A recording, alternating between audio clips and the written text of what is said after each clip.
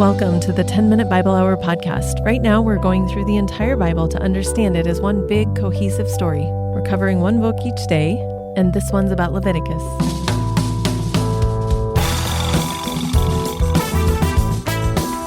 Hey, my friends, it's Matt. This is the 10-Minute Bible Hour podcast, and we have arrived at the metaphorical shipwreck graveyard where all of the well-intentioned Bible in a year reading plans go to die. It's the third book of the Bible. It's Leviticus. And even now, there are probably some of you who are like, I remember it's traumatic. The last time I tried to do nothing made any sense. It's a nightmare. But I, my friends, am here to tell you, it is not a nightmare. You just need the 10,000-foot view. This is actually a beautifully organized book that makes mountains of sense. It has a teeny tiny, simple little narrative through line, and I think we're going to have no trouble sorting this one out. But before we get going, I just got to say that the stuff that we're about to talk about here in terms of Leviticus, this isn't something I figured out. Like, people have known this since forever, like centuries and millennia. They have seen this structure to it.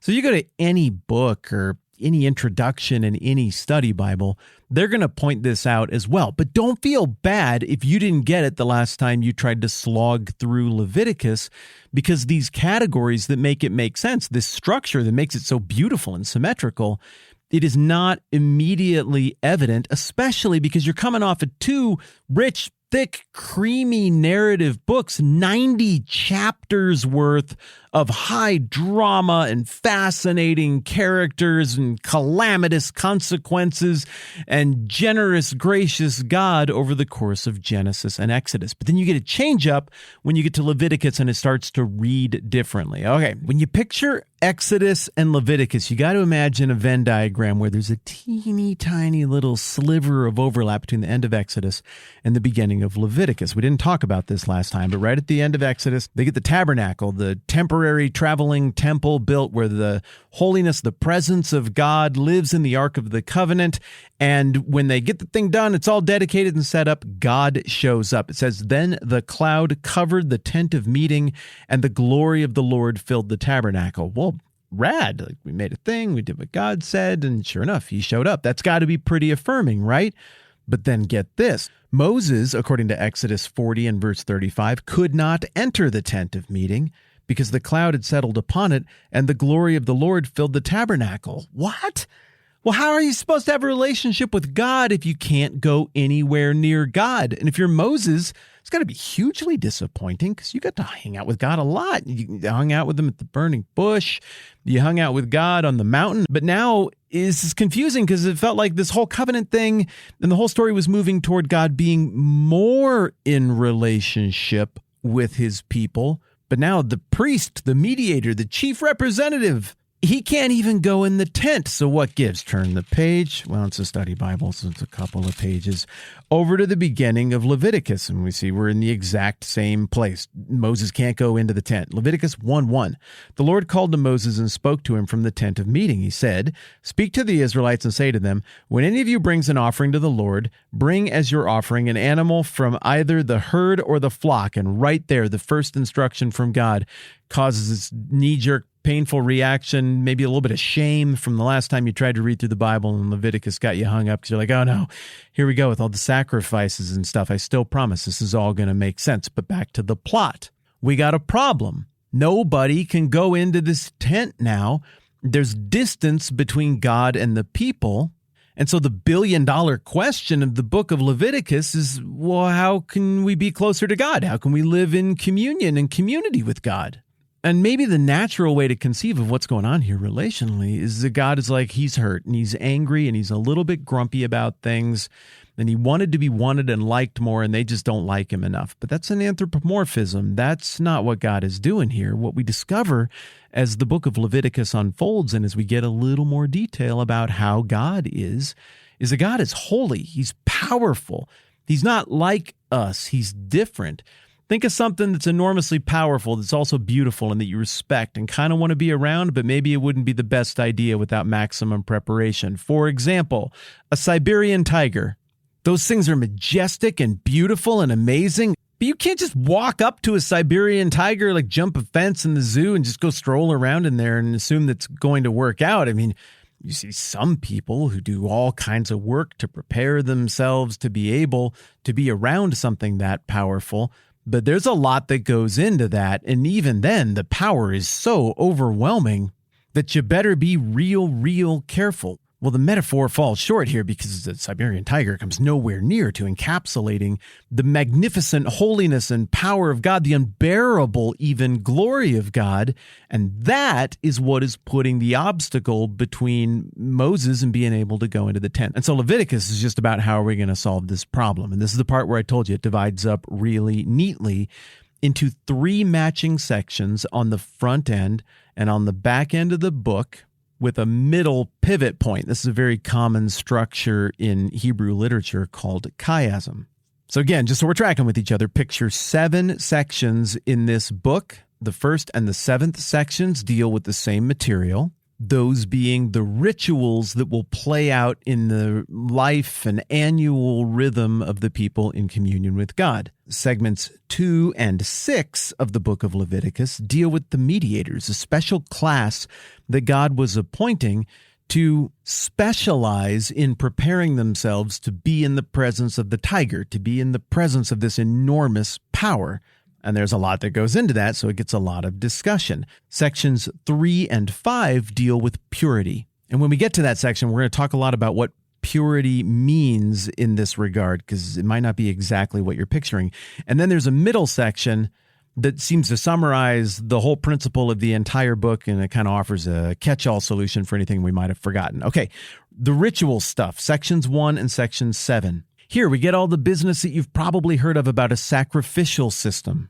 Like we talked about at the end of Exodus, we got this lingering question, like how do you fix it when you screw things up with your relationship with God? Aha! Well, Leviticus deals with this. The first section is on the sacrificial system and what each individual should do depending on what they got wrong or what time of year that we're talking about.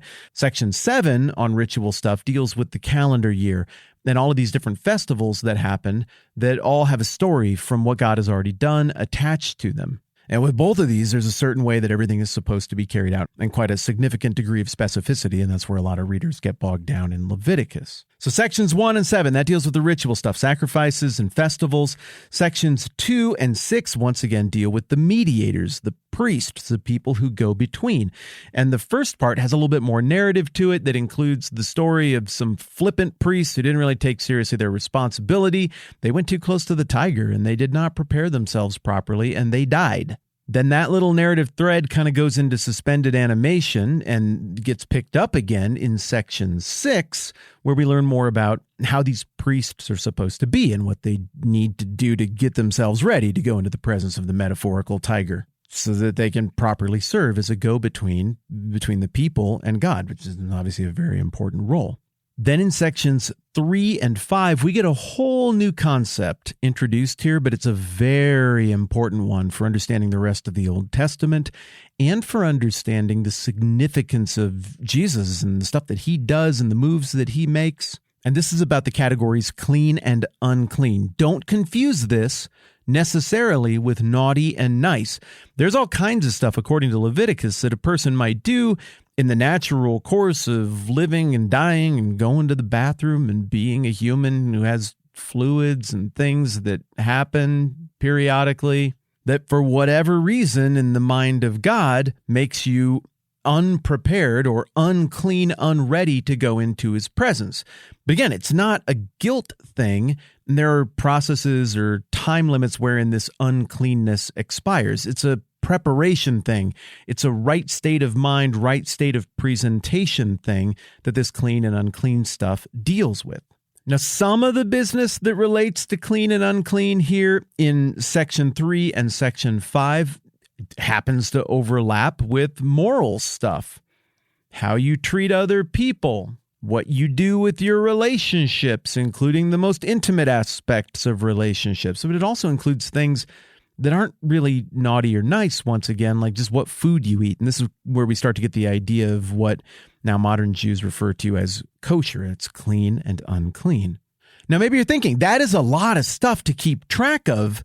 You get 6 rhyming segments that deal with these great big concepts, all the way from the national holiday festival level, all the way down to, did you eat something you weren't supposed to eat? Or did you come into contact with a fluid associated with the giving of life? In which case, so I'm not clean, but how many days is that? It's a lot to take in. And the middle section, block 4, just serves as this catch-all for everything. You got this grandest of all festivals. It's the Day of Atonement. There's a sacrifice that happens there that covers everything that you might have screwed up or got wrong. You meant to get it right, and it didn't work out. And this catch-all is very important in setting up the idea of Jesus as the fulfillment of the sacrificial system. More on that as we go along. But then there's a second sacrifice where you don't actually end up killing the animal. You send it out into the desert after going through a religious ritual by which you put all of the guilt of the nation onto that animal and then send it off. That's the scapegoat. And that guilt just runs off with that goat into the wilderness, both pointing toward God's enormous forgiveness as far as the east is from the west. It's just gone, but also pointing to, again, the concept of guilt being shifted from those who actually own it and bear the weight of it to someone else who could take the place of the guilty in absorbing that punishment. And obviously that again points to Jesus. The very last thing that we get in the book of Leviticus is Moses just reiterating what the terms of the covenant are. God's going to be our God. We're going to be his people. It's a conditional covenant, though. So take this stuff in Leviticus seriously. If we obey him, all the nations are going to know that he's the one true God because he's going to bless us. And if we disobey him, all the nations will still know that he's the one true God because he's going to punish us. That leaves us with just one question about Leviticus. We got a plot thread that's still hanging out there. Moses couldn't go into the presence of God.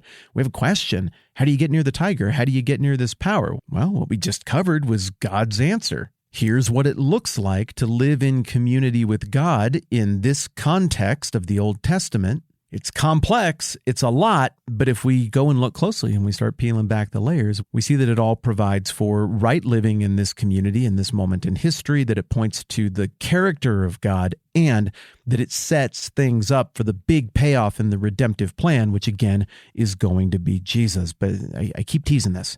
We got the narrative thread. Did it work? Can Moses now go into the presence of God? And what we discover after all of this is that now Moses is able to go into the tent. So in summary, when you visualize Leviticus, picture obviously the law. When you think about the theme of Leviticus, reflect on how God makes it possible to approach his holiness. And if you don't have time to read the whole thing, make sure you hit Leviticus 17:11. That kind of gives you the fast gist of a lot of what's going on in the book. And make sure to catch the last verse of the book itself. Yeah, look at us. That's another level up, this time on the book of Leviticus. I'm excited about how this is going. Next time around, we're going to be into Numbers. I'm Matt. This is the 10-Minute Bible Hour podcast. Let's do this again soon. This podcast is supported by many of you at patreon.com/the TMBH podcast. We're grateful because it supports our family.